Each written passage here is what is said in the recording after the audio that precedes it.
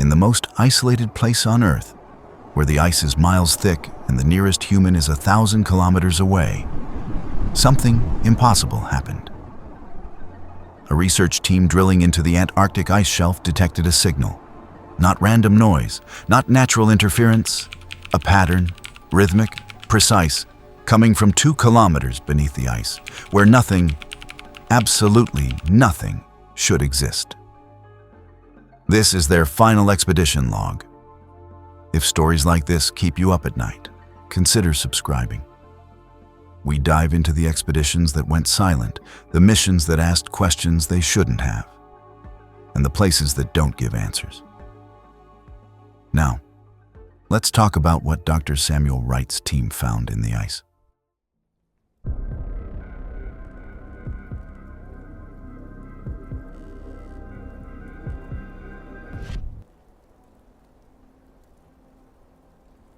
The Kolar Research Station sits at 78 degrees south, 102 degrees west, 300 kilometers from the nearest occupied base.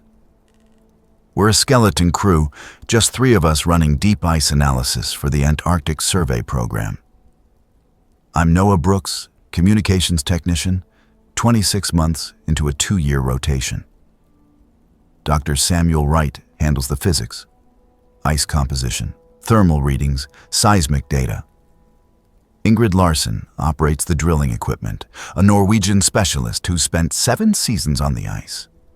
Our mission parameters are simple. Core samples from the sub-glacial lake system, data collection, routine monitoring. Nothing glamorous, nothing dangerous. The station itself is a prefabricated module cluster, orange against endless white, connected by enclosed corridors that rattle when the wind picks up. Solar panels and a diesel generator keep us running. Satellite uplink goes through twice daily. 0, 800 and 2000 hours. The ice here is 2.3 kilometers thick. Beneath it, according to ground-penetrating radar, lies a liquid water system that hasn't seen daylight in 14 million years. We detected the signal on March 7th, 2024, at 14:37 hours local time. I was monitoring the standard comm frequencies when it appeared. A rhythmic pulse on the ELF band, extremely low frequency, the kind submarines use because it penetrates water and ice. But we're not near any submarine routes. There are no vessels within 2,000 kilometers. The pulse pattern was regular. 3 short, 2 long, pause, repeat, not random, not geological.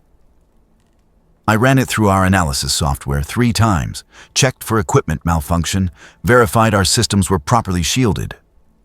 The signal was real. Sam, you need to see this. I pulled up the spectrograph on the main monitor. Dr. Wright came over, still wearing his thermal gear from the morning ice walk, frost in his beard. He studied the waveform, eyes narrowing behind his glasses. Source location? He asked. That's the problem. Triangulation puts it directly beneath us, approximately 2.1 kilometers down. He stared at the screen. That's impossible. There's nothing down there but ice and lake water. But the signal continued. 3 short, 2 long. Pause. Repeat. The pattern was too perfect, too deliberate, like something was counting. Ingrid examined the data that evening, cross-referencing it with our drilling logs. We're 12 meters from breaching the lake interface, she said, tapping the depth readings. Maybe it's some kind of pressure phenomenon? Gas pockets releasing through ice fractures? Natural gas doesn't pulse in patterns, Sam countered.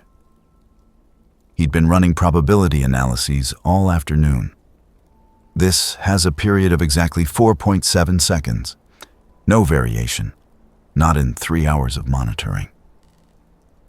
I played back the recording, volume amplified. Through the speakers, it sounded like distant sonar pings, echoing up through kilometers of ice. Hollow, deliberate. Could it be equipment echo? I suggested. Our own sensors bouncing back? Sam shook his head. Wrong frequency band. Our equipment operates at 12 kilohertz. This is 76 hertz. That's naturally occurring range. Earthquakes, ocean waves, animal calls. Except nothing biological survives at those depths. And there's no seismic activity registered. We reported it during the 2,000-hour satellite window. Command's response came back 4 hours later. Continue monitoring. Document all signal characteristics. Proceed with drilling operations per schedule. Standard bureaucratic response. No alarm, no curiosity. Just keep working. The signal strengthened over the next 2 days. By March 9th, it had shifted frequency. Now 82 hertz, clearer like it was rising through the ice. The pattern remained unchanged. 3 short, 2 long. Pause. Repeat. Sam started calling it the Echo Protocol because it reminded him of old maritime communication codes. It's almost like it's waiting for something, he said, reviewing the accumulated data. Look at the amplitude increase. It's correlating with our drilling depth. Ingrid had us at 2,287 meters by then, just 18 meters from the lake. The drill bit was pulling up ice cores that were crystal clear, no air bubbles, formed under immense pressure over geological timescales. Each core got cataloged, photographed, stored in our cryo locker. Tomorrow we breach, she announced at dinner. Freeze-dried stroganoff and black coffee. Morning shift. I want both of you monitoring when we hit water. That night, I couldn't sleep. The station's ambient noise is usually comforting. Generator hum, ventilation systems, ice settling. But now I kept hearing that pattern in my head. 3 short, 2 long, like something tapping on a wall. I pulled up the comm station at 0230 hours, ran a passive scan. The signal was still there, but something had changed. Between the regular pulses, there were new elements. Fragmentary, almost like interference, but structured. I recorded 6 minutes of it, then ran it through our audio analysis software. The computer flagged it as potential linguistic pattern. My hands were shaking as I woke Sam. We spent 3 hours analyzing those fragments. Sam brought up every signal processing tool we had. The patterns weren't random noise, they were variations on the main pulse, modulations, changes in frequency and duration that suggested information. It's responding, Sam said quietly. Every time our drill bit advances, the signal adjusts. Look at the timestamps. We drill, 30 seconds later, the pattern shifts. Responding to what? I asked. Vibrations? Pressure changes? Maybe. Or maybe it knows we're coming. Ingrid joined us at 0600 hours. Took one look at our faces and the data spread across 4 monitors and said, "We're calling command." But the satellite window wasn't for another 2 hours. We waited, drinking coffee, watching the signal evolve. It was definitely communicating something now. The 3 short, 2 long base pattern remained, but it was embellished with additional pulses, frequency shifts, amplitude variations, complex, deliberate. "It's beautiful," Sam whispered. "Like music, like mathematics." The 0800 hours uplink connected. Ingrid delivered our report directly. Kohler Station to McMurdo Control.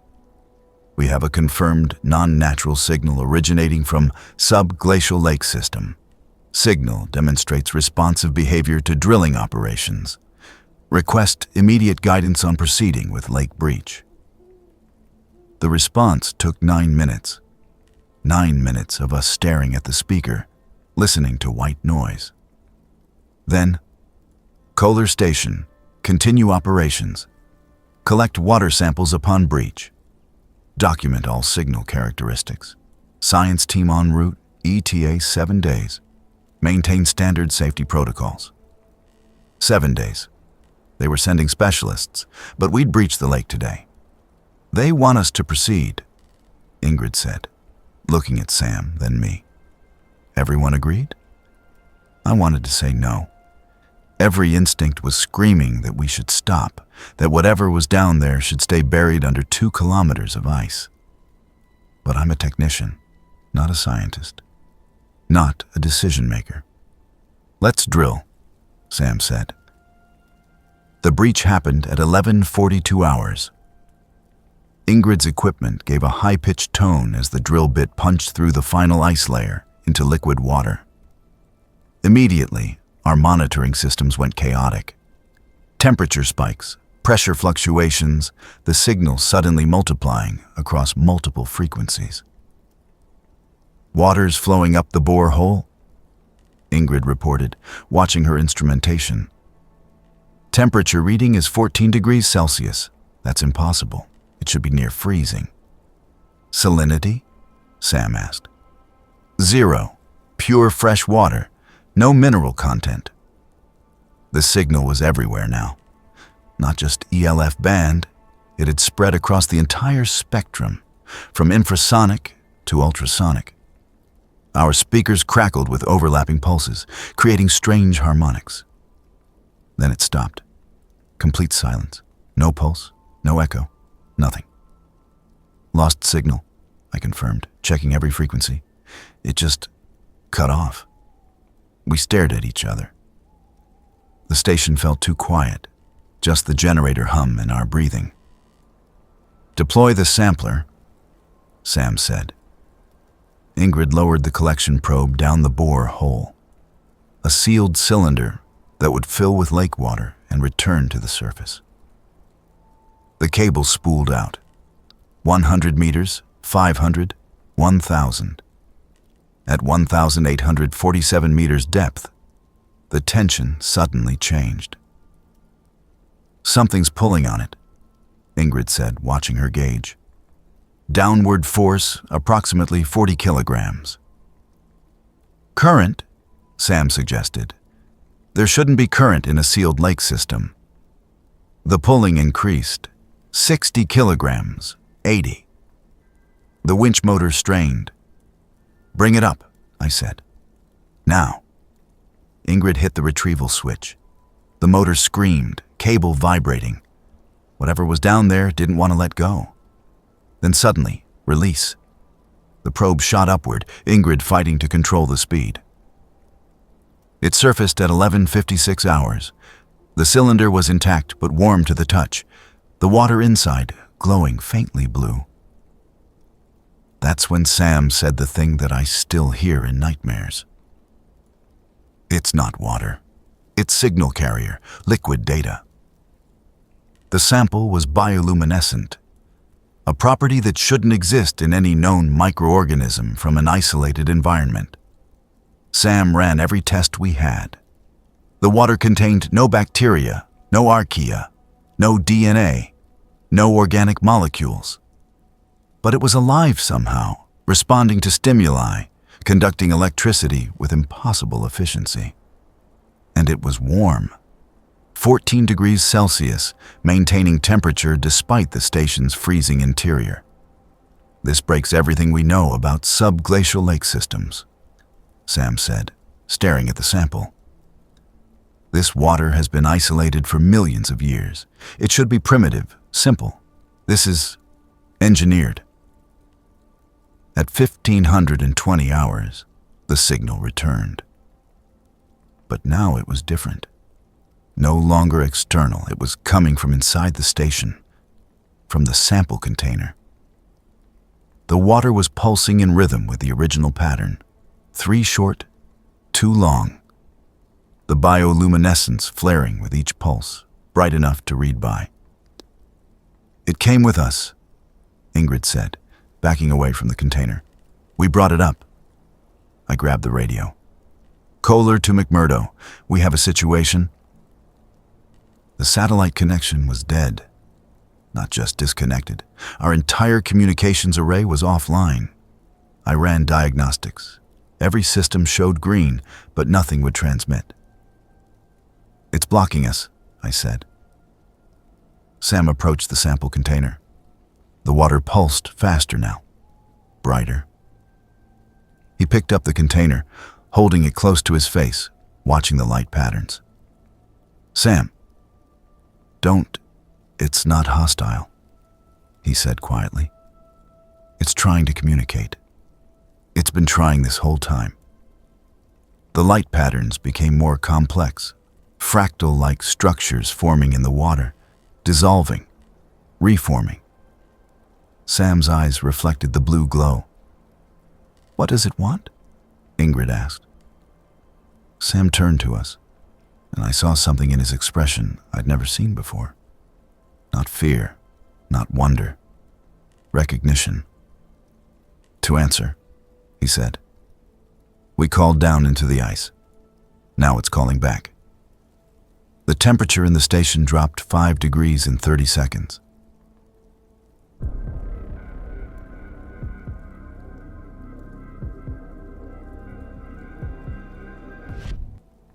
The cold came from inside. Not from the Antarctic wind battering our walls, not from the ice beneath our feet, from the sample itself. The container of luminescent water was radiating cold now. Frost forming on the metal table around it, creeping outward in crystalline patterns that looked deliberate. Geometric, like circuitry. "Internal temperature dropping," Ingrid said, checking the station monitors. "-2 degrees. -5. The heating system is running full capacity." Sam hadn't moved. He stood over the sample, watching the light patterns evolve inside the water. The blue glow cast shadows on his face that made him look unfamiliar. "Sam, step away from it," I said. He didn't respond. His hand reached toward the container. I grabbed his arm. "Don't." He blinked, seemed to return to himself. "Sorry, It's showing me something. Mathematical structures, communication protocols. Noah, it's teaching me its language. You've been staring at it for 30 seconds. It feels longer." He pulled away from my grip, but at least moved back from the table. "We need to document this, every detail. The science team will need..." The lights went out. Emergency backup kicked in after 3 seconds. Red running lights along the corridor floors, battery-powered. The generator was still running. I could hear it. But main power was gone. "Breaker trip?" Ingrid asked, pulling out her flashlight. I checked the electrical panel. No. System shows power generation normal, but distribution is... Christ, it's routing through the borehole. What? The station's electrical system is feeding power down into the ice, into the lake. The sample container pulsed brighter, the rhythm accelerating. 3 short, 2 long, but faster now, more urgent. The frost patterns spread across the floor, climbing the walls. Something was waking up down there. We'd given it power. We'd given it a voice. We had 12 hours of battery reserves for life support and essential systems. The satellite uplink needed main power. Even if I could get it online, we had no way to call for help until I solved the power distribution problem. "I'm going to the generator shed," I said, grabbing my parka. "Not alone," Ingrid said. "Noah, we don't know what's happening." Exactly. Which is why someone needs to stay and monitor. Document everything like Sam said. She didn't like it, but she nodded. Sam was still staring at the sample, lost in whatever patterns he was seeing. I didn't like leaving him like that, but we needed power. The corridor to the generator shed is 30 meters of enclosed walkway, prefab walls that groan in the wind. I could hear the storm picking up outside. Visibility would be 0. The walkway emergency lights flickered as I moved through, casting my shadow in stuttering red. Halfway down, I heard it. A sound like ice cracking, but rhythmic. 3 short cracks, 2 long, coming from beneath my feet. I froze, listening. The sound moved under me, traveling along the length of the corridor, heading toward the main module, towards Sam and Ingrid. I ran. The generator's shed was intact, the diesel engine running perfectly. But every wire, every connection was cold to the touch. Frost had formed on the electrical conduits, creating a crystalline network that pulsed with faint blue light. The same blue as the sample. It had infected our systems, spread through the copper and fiber like a living thing. I tried rerouting power manually, throwing switches, bypassing frozen connections. Nothing worked. The electricity wanted to flow downward into the ice, and there was nothing I could do to stop it. My radio crackled. Ingrid's voice distorted. "Noah, back now." I ran back faster than I'd left. The main module was freezing. Literally. Ice was forming on every surface, walls, ceiling, equipment. Our breath came out in clouds. The temperature display showed -18 Celsius and dropping. Ingrid stood by the door, holding an ice axe. "It got out," she said. "What got out?" "The sample. The container cracked. Sam tried to hold it, but..." She pointed to the center of the room.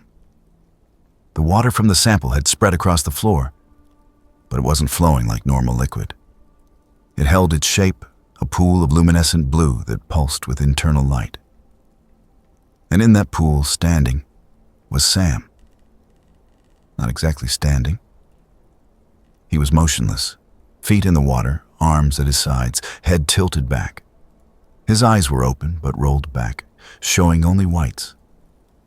The water was climbing his legs, creeping up his body like it was absorbing him. "How long has he been like that?" I asked. 3 minutes. I tried pulling him out. I can't move him. He's frozen in place. I approached slowly. The water pulsed brighter as I got closer. The 3 short, 2 long pattern now synchronized with Sam's heartbeat. I could see his pulse in his neck, matching the rhythm. "Sam, can you hear me?" His mouth moved. Words came out, but not in his voice. Layered voices, dozens of them speaking in unison. Confirmation received. Translation protocol active. Surface interface stable. "Jesus Christ," Ingrid whispered. That's when I understood. We hadn't discovered something in the ice. It had discovered us, been waiting for us.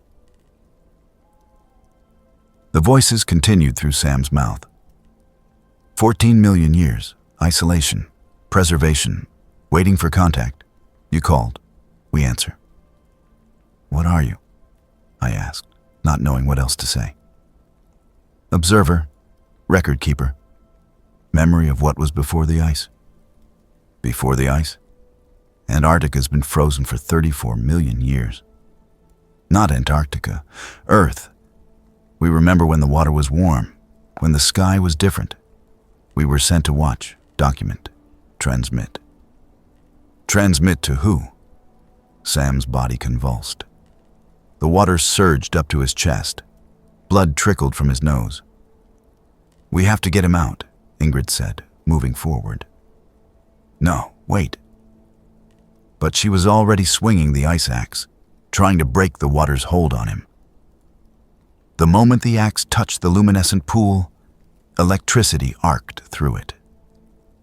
Ingrid screamed, thrown backward, the axe clattering across the frozen floor. She hit the wall hard, slumped down. "Ingrid," I dropped beside her. She was breathing, conscious, but her hands were burned where she'd held the axe handle. The voices spoke again.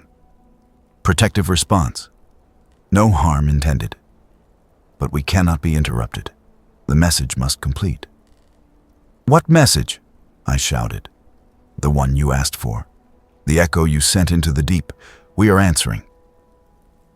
The sample water was covering Sam completely now. A cocoon of liquid light. Through it, I could see him changing, his skin taking on a crystalline quality, frost patterns spreading across his face. His eyes opened, no longer white, but glowing blue. The transmission requires a carrier, the voices said. He volunteered when he touched the first sample. When he said, "It's trying to communicate." He understood. He wanted to know. "You're killing him." "No. Transforming. He will carry the message to your surface world. He will speak what we have preserved. The memory of Earth before the ice. Before the last extinction. Before humanity." The temperature dropped to -30. Our heating system had completely failed. Ingrid was shaking beside me, going into shock. I pulled her toward the emergency supplies, got thermal blankets around her. "Behind us," Sam screamed. The sound wasn't human. It was a harmonic, multiple frequencies simultaneously.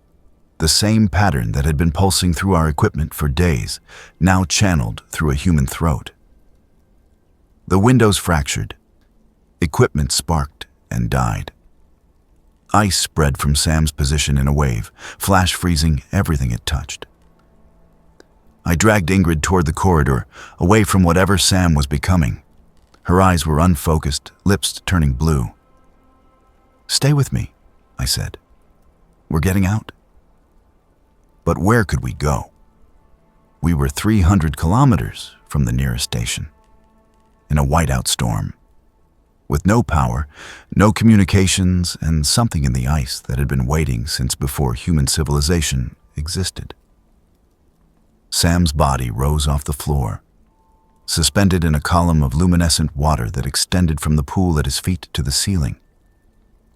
The ice around him formed complex structures, not random crystals, but organized patterns, like data storage, like memory.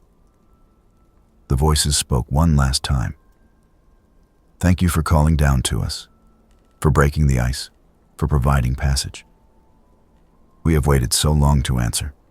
Now the message will spread, through him, through your networks, through your world. You will remember what you forgot, what your species never knew." The column of water began to move, carrying Sam's transformed body toward the borehole access point. "No." I tried to stand, but my legs wouldn't work. The cold was too deep. The water flowed through our corridors like it had purpose, like it knew the way. I watched it disappear toward the drill site, carrying Sam, carrying whatever had been waiting in that lake for 14 million years. He was going back down, taking something with him, or bringing something up. The emergency lights failed. Complete darkness except for the faint blue glow receding down the corridor. Then even that was gone. I held Ingrid in the dark, listening to the storm outside, the generator dying, the ice settling. Waiting for dawn, waiting for power to return, waiting to see if Sam would come back. He didn't. By the time we got the backup systems online 6 hours later, the borehole had frozen solid again. 2 kilometers of ice, reformed overnight, like it had never been drilled. We tried radioing McMurdo, static, tried the emergency beacon, dead. Every communication system had been drained, circuits fried by whatever had used our power to wake up. It took the rescue team 4 days to reach us. By then, Ingrid had severe frostbite. They had to amputate 3 fingers. I was hypothermic, but stable. We told them everything. They didn't believe us. Sam's body was never found. The drill site was buried under fresh ice, like the lake had never been breached. All our data was corrupted. Every hard drive, every recording, every log file reduced to noise. All except my handwritten notes, which I'd kept in my jacket pocket. The official report called it equipment failure and psychological stress. Sam was listed as missing, presumed dead in an ice crevasse. Kohler's station was decommissioned. But I know what I saw. And 3 months later, I started seeing the pattern again. Not on radio frequencies, on the internet, in data packets, in network traffic, 3 short signals, too long, spreading through fiber optic cables like they were veins, like the world's communication infrastructure was just another kind of ice, waiting to be melted. Sam is still out there, changed, carrying that message. And whatever was in that lake, it's not alone anymore.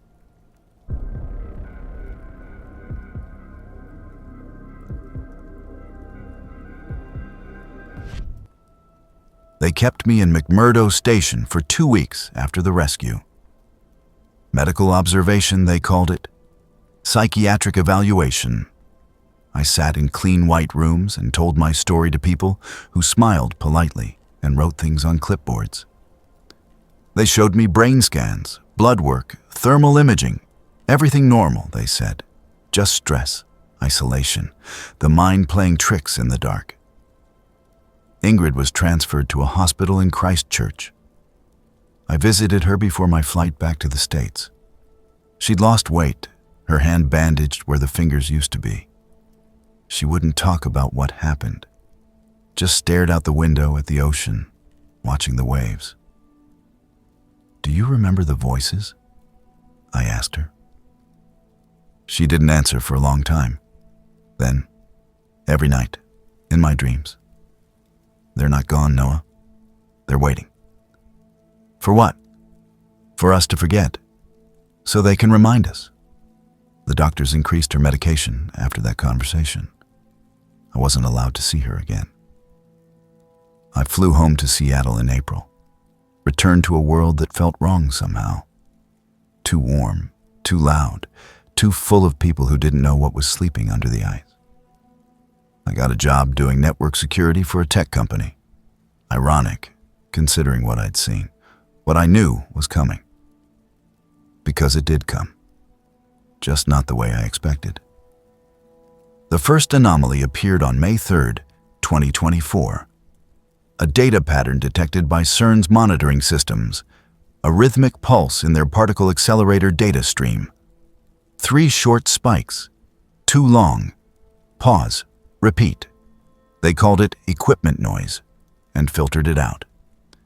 On May 7th, the pattern appeared in cell phone networks across Norway, lasted 47 seconds, then vanished. Telecommunications companies blamed solar flare interference. May 12th.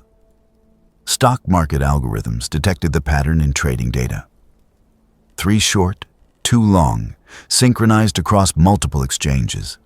The trading floor shut down for 6 minutes while they investigated. Found nothing. I saw the reports. Recognized the signature immediately. It was spreading through our infrastructure, using our connectivity, our satellites, our fiber optics, our wireless networks. All of it just another medium for transmission, another kind of ice to move through. I tried warning people, sent emails to the Antarctic survey program, to CERN, to the telecommunications companies, explained what we'd found under the ice, what we'd released. No one listened. Then, on May 19th, I saw him. I was walking through Pike Place Market, buying coffee, trying to feel normal. The crowd was thick, tourists, locals, street performers. And there, across the market square, standing completely still while everyone flowed around him, Sam. He looked exactly as I remembered. Same beard, same glasses, same green parka he'd been wearing that last day. Except his eyes. They were wrong. Too reflective, like ice catching light. He saw me, smiled, started walking toward me through the crowd. I ran. God help me, I ran like a coward. But what was I supposed to do? Confront whatever he'd become? I didn't sleep that night. Sat in my apartment with the lights on, checking every window, every door. My phone kept buzzing. Notifications, messages, emails. Normal digital noise. But I could see the pattern in it now. 3 short buzzes. 2 long. Hidden in the chaos of modern connectivity. At 3:47 a.m., someone knocked on my door. I looked through the peephole. Sam stood in the hallway, perfectly still, staring directly at the lens. "Noah, I know you're there," he said. His voice sounded normal, human. "I just want to talk, to explain." "You're dead," I said through the door. "No, I'm more alive than I've ever been. I can see things now, understand things, the patterns underlying everything. They showed me, Noah. They're still showing me." "What do you want?" "To share it. To help you understand. You were there. You heard the voices. You know this is important." "Stay away from me." He was quiet for a moment. Then, "I can't do that. None of us can. We're carriers now. The message has to spread. It's not hostile, Noah. It's just information, memory, truth about what this planet was before the ice ages, before humans, before everything you think you know. There's no us. You're alone out there." He laughed. It sounded sad. "There are 47 of us now. Scientists, mostly. People who worked with deep ice cores, ocean floor samples, permafrost research. Anyone who touched the old ice. We're all carriers, and the number is growing." I grabbed my laptop, searched news reports, found them. Researchers in Greenland reporting missing colleagues. A submarine crew in the Arctic exhibiting unusual behavior. Climate scientists in Siberia abandoning their posts, walking into the tundra. "What did they do to you?" I asked. "Opened me. Filled me with 14 million years of observation." I can remember now. I can remember when Antarctica was green. When there were cities there. Not human cities. Something else. Something that came before. They watched. They recorded. And when the ice came, they preserved themselves. Waited, hibernated in liquid crystal form, maintaining consciousness across geological time. That's impossible. You saw it, Noah. You know it's real. He was right. I did know. That was the worst part. The signal we detected, I said, still talking through the door. It wasn't trying to communicate with us, was it? It was just existing, thinking, and we drilled down to it. Yes, Sam said, but it's not angry about that. It's grateful. It's been alone for so long, isolated, forgotten. Now it has voices again, bodies, ways to move through the world. Through you, through us, and soon through everyone. The pattern is in the networks now, Noah, in the data streams. Every time someone makes a call, sends a message, uploads a photo, they're touching it. Bits of memory, bits of understanding, seeping into human consciousness, not controlling, just adding, expanding, helping you remember what you forgot. I thought about the dreams I'd been having. Visions of green landscapes under unfamiliar stars, cities of crystal growing from living stone, oceans that sang with organized sound. I dismissed them as trauma, imagination, stress. But what if they were memories? Not mine, theirs. I don't want this, I said. You don't have a choice. None of us do. It's already happening. The ice is melting, Noah, not just in Antarctica, everywhere. Greenland, Alaska, Siberia. All the old ice, the ancient ice, it's all melting, and everything preserved in it is waking up. We were just the first contact, the first answering. How do we stop it? Why would you want to? They're not hostile, they're not invading, they're just thawing, returning to consciousness, sharing what they saw, what they preserved. Human history goes back a few million years. Their observation goes back hundreds of millions. They watched the dinosaurs. They watched the first mammals. They watched ice ages come and go. They know what's coming next. That's when I understood the real horror. Not that something alien had woken up, but that it had always been there, watching, recording, waiting in the ice for someone to drill down deep enough. Sam left eventually. I heard his footsteps receding down the hallway, slow and measured, like he had all the time in the world. Maybe he did. I moved apartments twice after that, changed my phone number, deleted my social media, tried to disappear into the noise of city life. But I still see the pattern everywhere, in traffic light sequences, in the blinking of street lamps, in the rhythm of rain on windows. 3 short, 2 long, pause, repeat. The news doesn't report it directly. But if you know what to look for, you can see it. Missing persons reports from research stations, scientists reporting unusual dreams, strange behavioral changes in people who work with climate data, networks going down for minutes at a time, then recovering with no explanation. Last month, I got an email from Ingrid, the first communication since Antarctica. It was just 2 lines. I saw him too. They're in the water now, every ocean, every lake.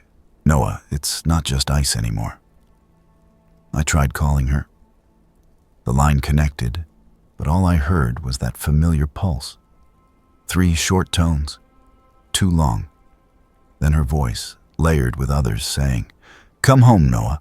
Come back to the ice. We have so much to show you." I haven't responded, but I know I will eventually. Because the pattern isn't just in the networks anymore. It's in me, in my thoughts, in the rhythm of my heartbeat when I lie awake at night. I can feel it growing, spreading, connecting me to something vast and ancient and patient. Sometimes I stand at my window and look south, toward where I know Antarctica waits, where that lake still pulses beneath kilometers of ice, where Sam and the others are gathering, preparing for whatever comes next. The signal is still transmitting, still calling out, still answering. And more people are listening every day. This is my final log entry, my last attempt to document what happened before I become part of what we found. Before the pattern completes in me, and I understand what they've been trying to say for 14 million years. If you're reading this, if you've detected the pattern in your own life, the rhythmic signals hiding in your technology, in your thoughts, in your dreams, know this: it's not hostile. It's not an invasion. It's an awakening. And it's already too late to stop it. The ice is melting. The ancient observers are returning. And we're all becoming carriers now.